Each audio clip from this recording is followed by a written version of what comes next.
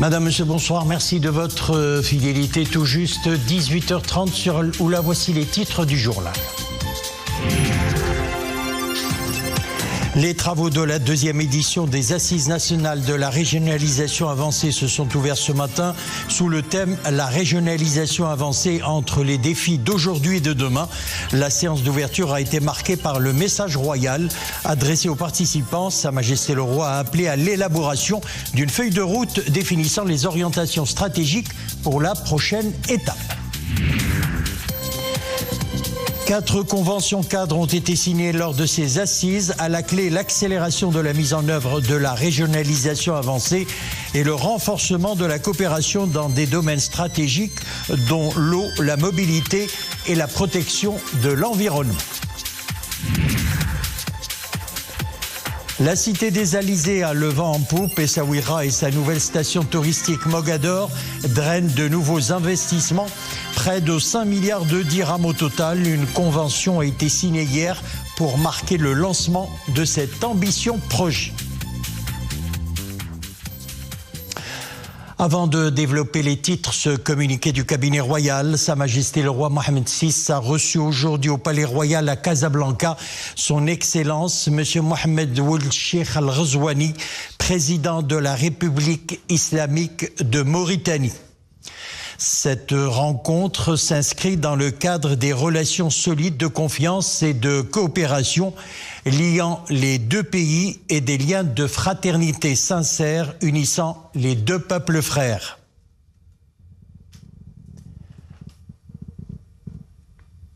Lors de cette rencontre, les deux chefs d'État se sont félicités de l'évolution positive que connaît le partenariat maroco-mauritanien dans tous les domaines.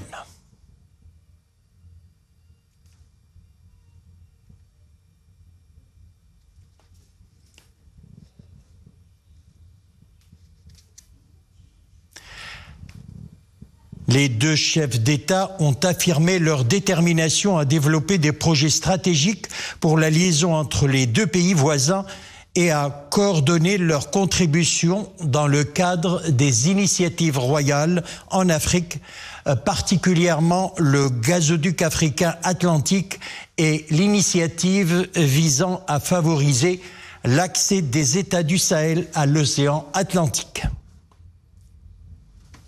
À son arrivée au Palais Royal, son Excellence, M. Mohamed Ould Cheikh Al Ghazouani, avait passé en revue un détachement de la garde royale qui rendait les honneurs avant d'être convié à la traditionnelle cérémonie d'offrande de lait et de dattes.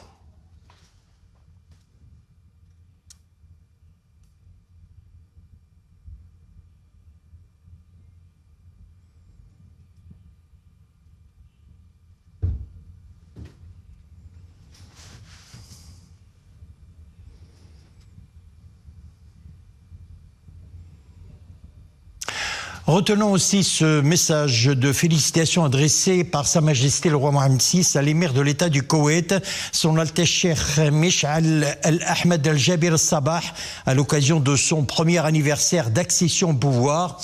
Dans ce message, le souverain exprime à son Altesse Cheikh Mish'al Al-Ahmed Al-Jabir Al-Sabah, en son nom et en celui du peuple marocain, ses plus chaleureuses félicitations, et au peuple frère du Koweït, ses sincères vœux de davantage de progrès et de prospérité. Le souverain saisit cette occasion pour exprimer à l'émir de l'État du Koweït sa ferme détermination à poursuivre l'action commune en vue d'impulser davantage les liens de fraternité solides et d'estime mutuelle entre les deux pays. Coup d'envoi ce matin à Tanger des travaux de la deuxième édition des Assises nationales de la régionalisation avancée. Thème choisi, la régionalisation avancée entre les défis d'aujourd'hui et de demain. L'événement se déroule en présence du chef du gouvernement Aziz Akhlouch, de plusieurs membres du gouvernement, des présidents des deux chambres du Parlement et de responsables marocains et étrangers. La séance d'ouverture a été marquée par le message royal adressé aux participants à ces assises, dont lecture a été donnée par le ministre de l'Intérieur, Abdel Ouafi El Ftit. Dans son message, Sa Majesté le Roi a appelé appelé à l'élaboration d'une feuille de route définissant les orientations stratégiques pour la prochaine étape. Et selon le souverain, le stress hydrique, la mobilité et la transformation numérique sont des problèmes auxquels il faut remédier car ils compromettent le développement dans les régions du royaume. Les grandes lignes du message royal avec Sophia Fegrout. Alhamdulillah, wassalat wassalam ala maulana rasulullah wa alihi wa sahbihi. Hadarat sayyidat wa sada.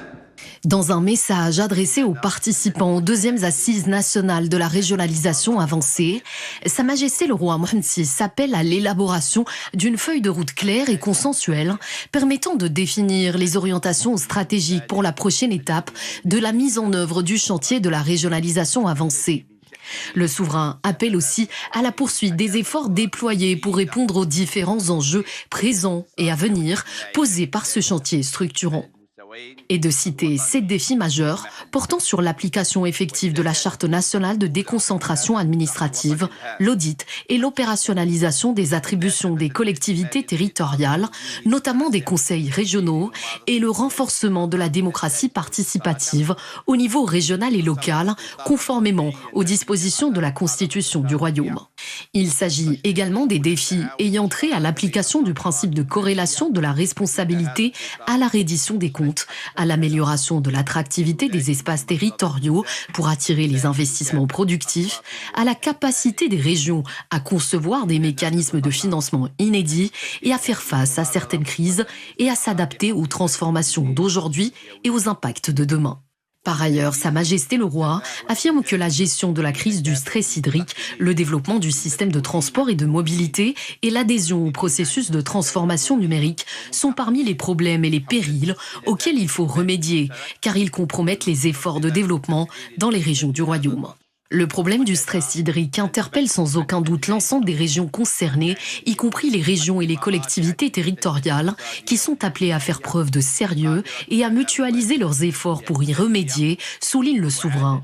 À cet effet, il faut non seulement mettre à disposition des équipements hydrauliques, mais aussi instaurer une gouvernance de l'eau, observe Sa Majesté dans son message, appelant les régions et le reste des collectivités territoriales à lancer des initiatives et des programmes plus ambitieux dans le cadre de la stratégie nationale de l'économie de l'eau.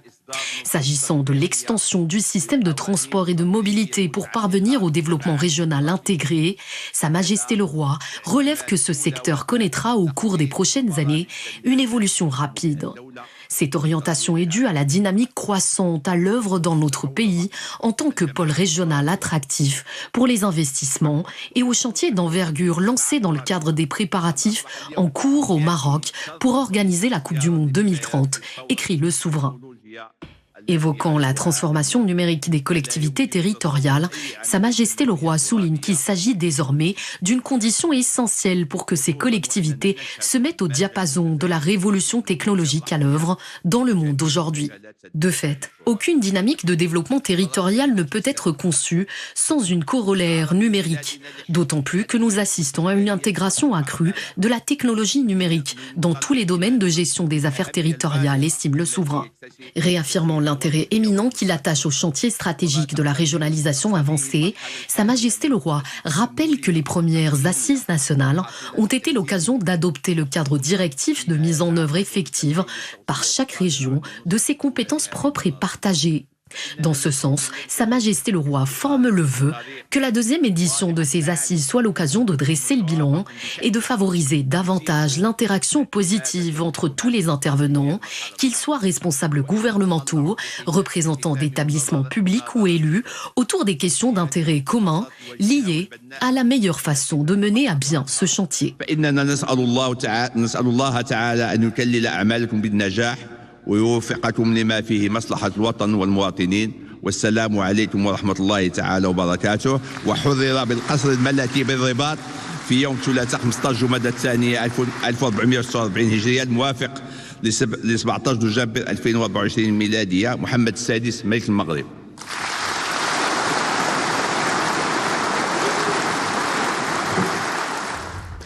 Lors de ces assises, 4 conventions cadres ont été signées. Elles visent l'accélération de la mise en œuvre de la régionalisation avancée et le renforcement de la coopération dans des domaines stratégiques dont l'eau, la mobilité et la protection de l'environnement.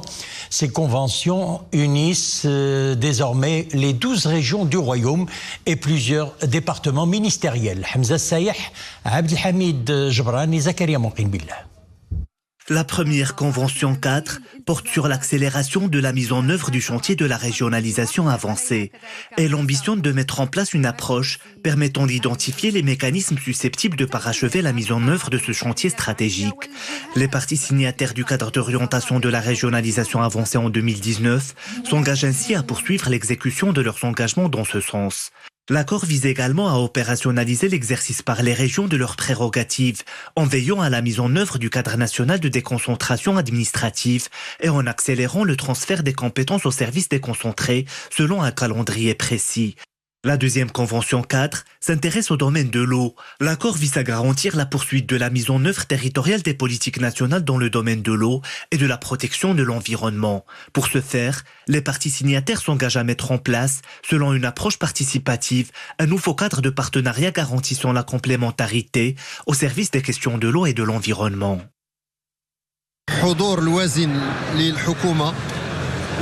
La présence significative des départements gouvernementaux pour la signature de ces conventions avec les présidents des régions est de nature à renforcer le processus de la régionalisation avancée, selon les orientations contenues dans la lettre royale. Cette lettre constitue une référence pour se mettre au travail. La troisième convention 4 a pour objet d'améliorer la mobilité urbaine et intercommunale. Elle se rapporte au financement du programme d'investissement, du nouveau modèle de contrat de gestion délégué de transport public par autobus. À la clé, un nouveau modèle économique pour améliorer l'offre et la qualité du transport urbain et intercommunal, avec une enveloppe de 11 milliards de dirhams portant sur la période 2025-2029. L'objectif étant de garantir la durabilité et l'équilibre financier de ce nouveau modèle, en plus de la réalisation d'un suivi régulier de ces contrats de gestion délégués. Les 4 conventions signées portent sur des thématiques importantes d'actualité. On peut citer à titre d'exemple le sujet de l'eau. Les régions avaient par le passé financé et contribué à un nombre de projets sur ce volet. Des mesures ont été aussi prises dans le secteur de l'environnement. Ces actions seront renforcées par les conventions signées.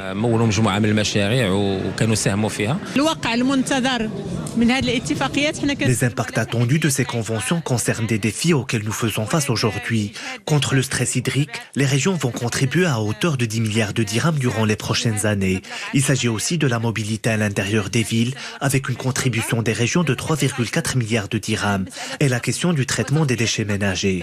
La gestion du secteur des déchets ménagers et assimilés fait l'objet de la 4e convention cadre, prévue sur la période 2025-2034. Sa finalité est de développer le partenariat entre les différents départements ministériels et les conseils des régions dans l'amélioration de la gestion et de la valorisation des déchets ménagers et assimilés.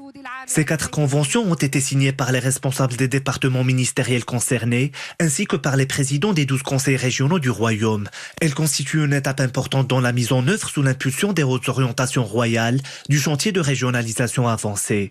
Un grand chantier qui représente une réforme institutionnelle d'envergure et un choix stratégique pour la consolidation du processus de développement territorial.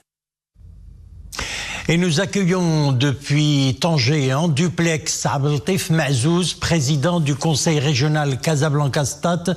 Bonsoir. Monsieur Mazouz. Bonsoir. Monsieur Mazouz, dans son message adressé aux participants, Sa Majesté le roi Mohammed VI a appelé à l'élaboration d'une feuille de route pour définir les orientations stratégiques pour la prochaine étape de la mise en œuvre du chantier de la régionalisation avancée. Alors, quelles en seraient les priorités ?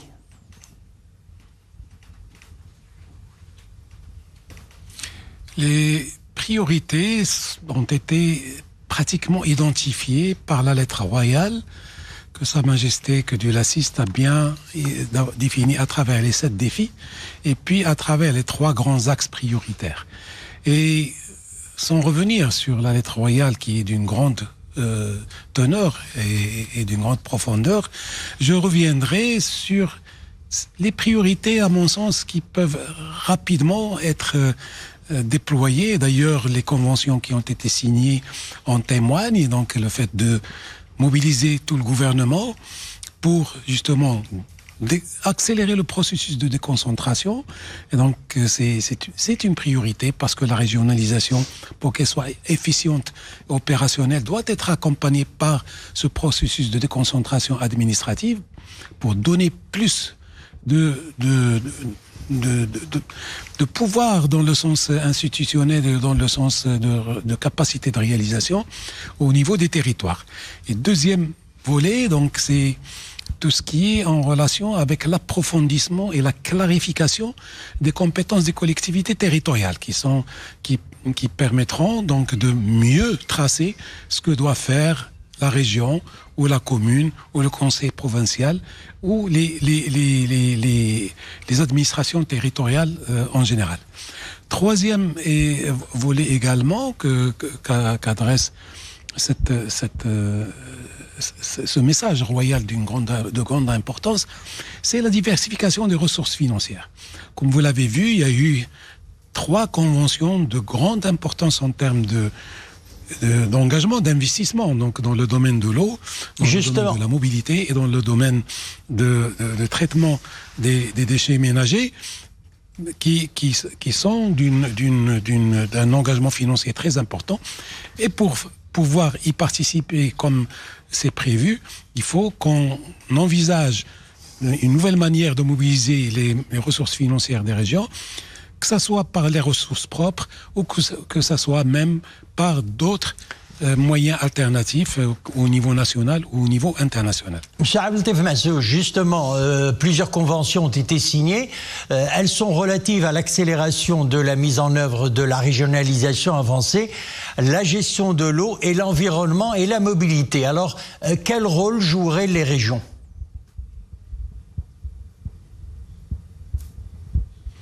Effectivement, les régions, comme c'est prévu dans l'article la loi cadre 111-14, c'est d'abord, ils ont un rôle de planification. La région a le devoir d'élaborer des documents de programmation de toutes ces stratégies et de coordonner la mise en œuvre avec les autorités locales et les autres collectivités territoriales de ces programmes. Également, la région contribue par son expertise et par ses moyens financiers au déploiement de ces projets. Donc, on a déjà contribué dans la question de l'eau, durant les 3 dernières années. On a également, et on est en train de le faire pour tout ce qui est mobilité, et si je dois donner l'exemple de la région Casablanca-Stade, entre les routes, les moyens de locomotion publics, donc de transport public, qui sont envisagés, qui sont en train d'être déployés, nous sommes à plus de 20 milliards de dirhams à mettre en œuvre au niveau de la région Casablanca-Stade, avec, bien sûr, un partenariat avec les départements concernés. Même chose pour tout ce qui est recyclage et traitement des déchets ménagers. Nous sommes en train de travailler sur une nouvelle génération de stations de traitement de manière à exploiter et à créer de la valeur à partir de ces déchets ménagers au lieu d'en faire une charge pour l'environnement de la région. Alors, aujourd'hui, les territoires sont appelés à promouvoir leur attractivité pour attirer les investissements. Dans quelle mesure l'interaction entre responsables gouvernementaux, représentants d'établissements publics et élus est plus que nécessaire ?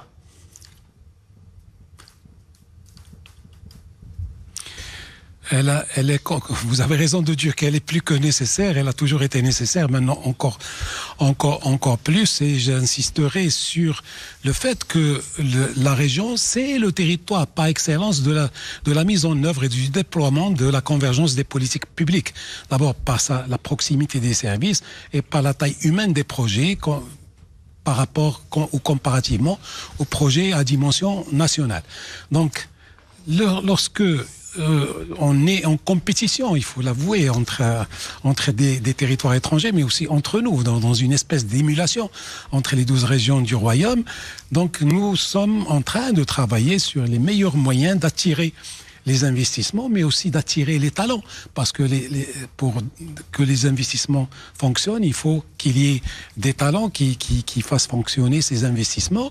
Et le cadre de vie dans le territoire régional est déterminant. Qu'il s'agisse de santé, qu'il s'agisse d'éducation, qu'il s'agisse de circulation, qu'il s'agisse d'environnement propre, d'espaces verts, d'espaces de sport, tout ça. Donc c'est attrayant à la fois, bon, d'abord pour le citoyen, pour l'habitant, mais aussi pour tous les talents que nous cherchons à attirer, y compris les Marocains du monde, que je salue à l'occasion. Donc, pour justement donner un coup de main et contribuer au développement de nos territoires. Et parallèlement, nous travaillons sur la facilitation de l'investissement au niveau des procédures, mais aussi en réduisant les freins à l'investissement. Et la région intervient particulièrement au niveau du foncier professionnel, qu'il s'agisse de zones industrielles ou de zones de services ou de zones logistiques. Donc nous investissons là-dedans, nous aménageons de manière à ce que le foncier soit accessible et qu'il ne constitue plus un frein à l'investissement. Monsieur Abdeltif Mazouz, merci d'avoir été en duplex avec nous depuis Tanger, où se tiennent les 2e assises de la régionalisation avancée. Merci. Je vous propose à présent de revenir sur les chiffres du recensement général de la population et de l'habitat dévoilé mardi par le Haut Commissariat au Plan. L'on retient notamment un taux d'accroissement annuel moyen de 0,85% entre 2014 et 2024. C'est moins que la décennie précédente. Pendant ce temps, l'urbanisation s'accélère pour atteindre près de 63%. Autre chiffre qui grimpe, celui du taux de chômage qui s'établit à 21%. Le chômage qui touche particulièrement les femmes et les zones rurales. Toujours sur le plan socio-économique, des disparités régionales persistent. Et pour une lecture dans les chiffres du Haut Commissariat au Plan, nous accueillons Madame Aïcha Mourchid, docteur ingénieur en démographie, responsable au Centre d'études et de recherche démographique au HCP. Madame Mourchid, bonsoir. Bonsoir. Alors, merci de répondre à notre invitation. Alors, l'une des données les plus marquantes, c'est cette baisse du taux d'accroissement annuel par rapport à la décennie 2004-2014. Qu'est-ce qui explique cette baisse ?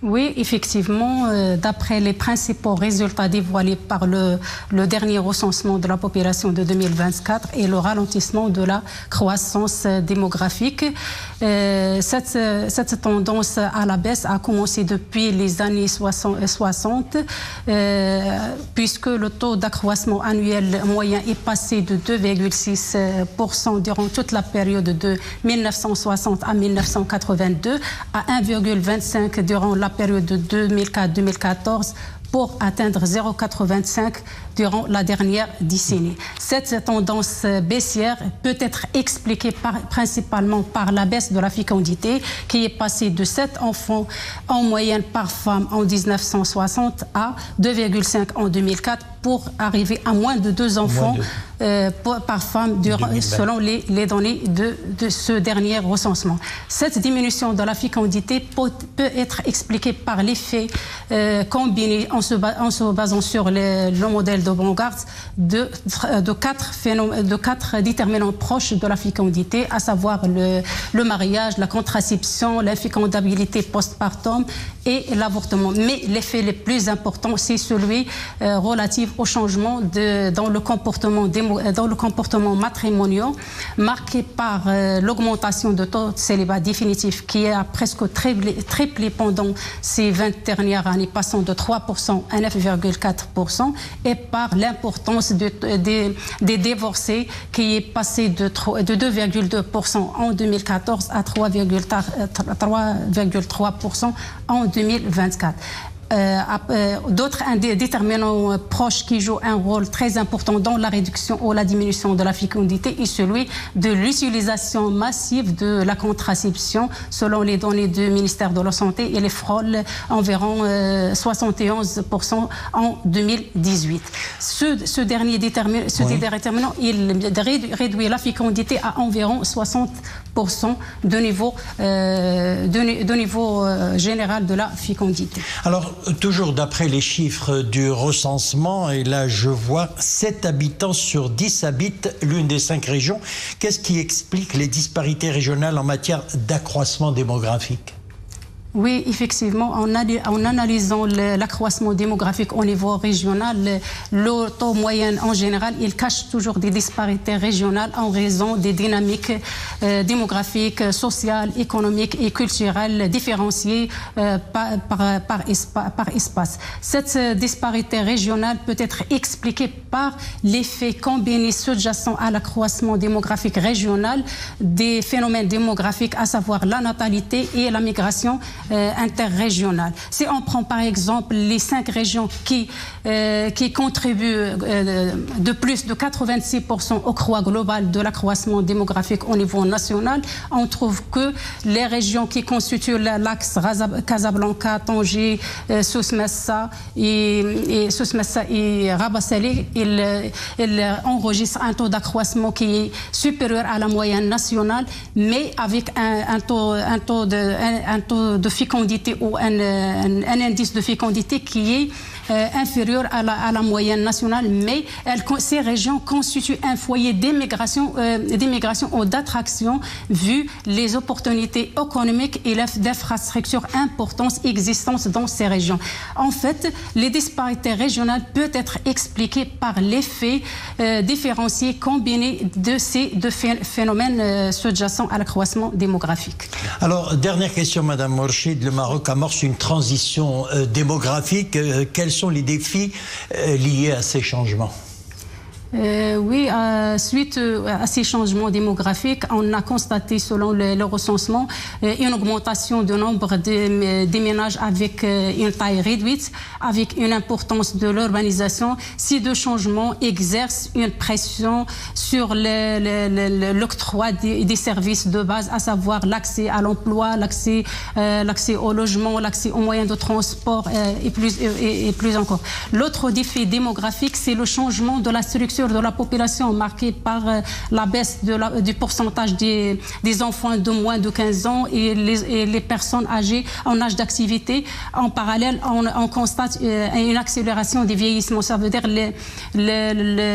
l'augmentation du pourcentage des personnes âgées de 60 ans et plus, qui est passé de 9,4% en 2014 à environ 14% selon le dernier recensement. Ces changements ont des répercussions. Il accélère le vieillissement d'une part, ce qui constitue une pression sur le système de santé et les systèmes de retraite. Et d'autre part, il y a une augmentation de taux de dépendance qui est passé de 60% à 66% selon le dernier recensement.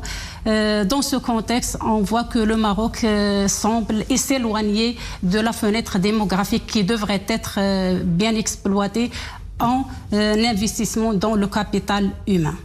Madame Aïcha Mourchid, merci d'avoir été notre invitée ce soir. Je rappelle que vous êtes responsable au Centre d'études et de recherche démographique au HCP. Merci. Merci à vous. Dans le reste de l'actualité, cette alerte météo, ce sera un week-end sous la neige. Pour certains sont concernés. Les hauteurs dépassant les 1800 mètres, 10 à 40 cm de poudreuse sont attendues dès demain de 8h à dimanche à midi dans les provinces d'Azelal, El Haouz, Tinrir, Midelt, Ouarzazate et Taroudant. L'alerte est de niveau de vigilance orange. Et puis, à présent, destination touristique par excellence. Et vous le devinez, nous allons à Essaouira, qui entre dans une nouvelle ère. Une convention pour le développement de la station touristique Mogador a été signée. C'était lors d'une cérémonie présidée par le chef du gouvernement, Aziz Akhnouch, en présence notamment du conseiller de Sa Majesté le Roi et président fondateur de l'association Essaouira Mogador, M. André Azoulay. L'investissement est de 2,3 milliards de dirhams. La première phase de ce projet ambitieux s'étalera sur 3 ans. Abdelghani Tahraoui et Dominique Orlando. Prédestinée à briller toujours plus qu'elle ne le fait déjà, la ville d'Essaouira qui s'apprête à entamer dès à présent une toute nouvelle ère en tant que destination touristique leader, plus que jamais consciente quant à ses atouts nombreux. On a franchi un seuil très important. C'est un chantier qui sur 2 phases va mobiliser 5 milliards de dirhams avec des professionnels, des leaders de l'industrie hôtelière et touristique dans le monde, dans le bassin méditerranéen, et qui vont faire de ce projet, je crois, un des projets phares de la région et qui va porter la capacité litière d'Essaouira, qui va faire un saut à la fois quantitatif et qualitatif de première importance. Présent lors de la signature de cette convention, M. Aziz Akhnouch, qui a tenu à souligner l'engagement de son gouvernement à promouvoir les investissements, notamment dans le secteur touristique. L'exécutif qui annonce mettre à la disposition des investisseurs une panoplie d'outils et de mécanismes adaptés pour garantir une mise en œuvre optimale de leurs projets. Nous travaillons actuellement sur 2 leviers très importants qui sont le transport aérien et l'investissement. Celui qui nous réunit aujourd'hui va permettre de renforcer la capacité d'hébergement d'Essaouira à hauteur de 3700 lits supplémentaires, soit une hausse de 35%. Pour l'ensemble des habitants d'Essaouira, il s'agit effectivement d'un jour et d'un moment historique, car il met en avant un projet très ambitieux qui comprend notamment la relance désormais officielle de la nouvelle station Mogador qui se situera à 3 km au sud du centre-ville d'Essaouira. Voilà, c'est ainsi que prend fin notre édition. Merci de l'avoir suivi. Excellente soirée et à bientôt.